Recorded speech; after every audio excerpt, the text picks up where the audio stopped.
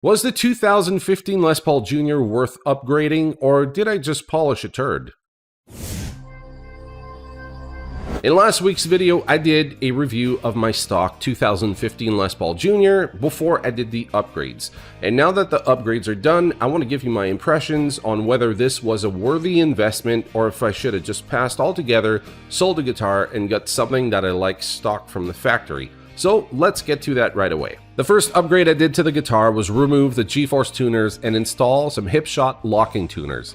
It took about 10 minutes to install them. It was super simple. You don't have to mod anything on the back of the headstock. I don't have any tuning issues anymore. They work as advertised. I highly recommend them, but if you want a more in-depth review of those locking tuners, you can click right over here in the cards. Now let's move on to the Emerson Custom pre-wired kit for Les Paul Juniors. The Emerson pre-wired kit took me about 20 minutes to install. For someone like me that doesn't have a whole lot of experience, that was a pretty quick affair. For someone who might be a little more experienced than I, it might take them about 10 minutes. On top of that, I was filming, so I had to make sure everything was in focus. I had the right framing for the camera and all that.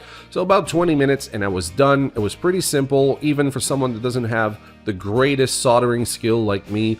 I still pulled it off, everything is done right, and it sounds very good. And here's a sample of how the guitar was stock and a short clip of how it is with the Emerson kit.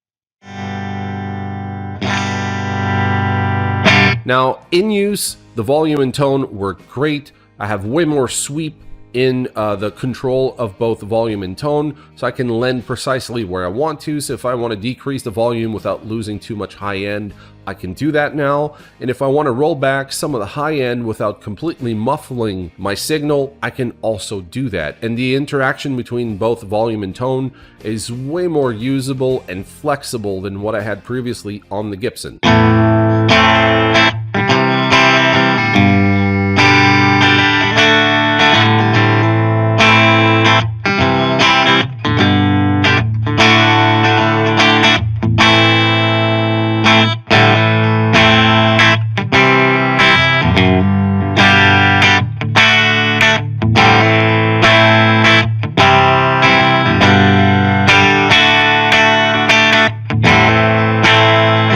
Under the microscope, the original pickup is very bright. It's super dynamic, meaning that when you pick very loud, it's super loud, and you can get very quiet, and all the spaces in between are very hard to reach. That means you have to have a steady picking hand if you want to get a steady output to your amplifier. That pickup is very bright, doesn't have a whole lot of low mid, and doesn't have that P90 snarl that I'm used to. Now, the new pickup has all the things I'm looking for. It has a really nice compressed sound to it, so that means I don't have to be super careful with the picking dynamic in my right hand, and the top end is very creamy, and I'm getting that snarl and low mids out of the pickup. That's what I'm getting under the microscope when I'm really focusing on that tone.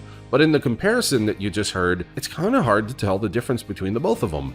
They do sound like P90s, they do sound very good. It becomes this situation where it's almost an upgrade that I had to do for the immediate response I'm getting out of my playing through the gear as opposed to getting a night and day difference and tonality in the final product. The reaction I'm getting out of the guitar now really inspires me way more than the constraints I was getting out of the previous gear that was on this guitar. After trying it out for 2 weeks, experimenting, recording it, and listening to it in different environments, I think this was the great choice to make. The guitar itself, the basis of the guitar, the looks, how it feels, how it resonates, is excellent. The only moot point on this instrument were the tuners and the volume and tone pot.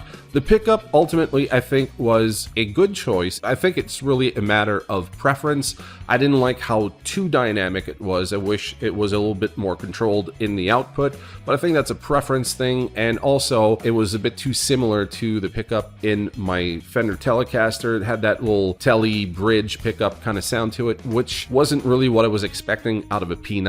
When I'm comparing the both of them, the differences are a little less obvious, and they do both sound great. So the pickups, I think it was still a great choice. I'm still getting that P90 sound, and I'm getting great feedback from the guitar, and it inspires me to play, which is better than what I had with the original pickup. So at the end of the day, I think the pickup was a great choice. Tuners, unquestionably, that was the best option. Those tuners were just complete shite. I did not like them, and now the tuners that I have on there, they're locking tuners. They work fantastic. The guitar stays in tune, and I'm not as frustrated as I used to be whenever I'm recording for a client, or if I'm doing these YouTube videos having to check my tuning every 2 seconds. I can actually rely on the tuners to stay tuned. The tone and volume pot were the thing that impressed me the most. With a single pickup, I can get a lot of variation in tone by just messing around with the volume and the tone pot, which is really impressive. I'm getting way more than I expected out of a single pickup by having a great linear taper on those volume and tone. So at the end of the day, I think that because the guitar was fundamentally a great instrument, just changing the parts that I wanted and putting it on this guitar was a worthy investment, because now I love the sound of the guitar. I love playing it. It inspires me to play. I haven't put it down in like 2 weeks. And at the end of the day, I love the instrument, which is the most important part. You can sound off in the comment section. Let me know what you think of those differences in the sound. Is there a great difference between those volume pot and tone pots and the pickups? Let me know in the comment section below, and I'm going to see you in the next video.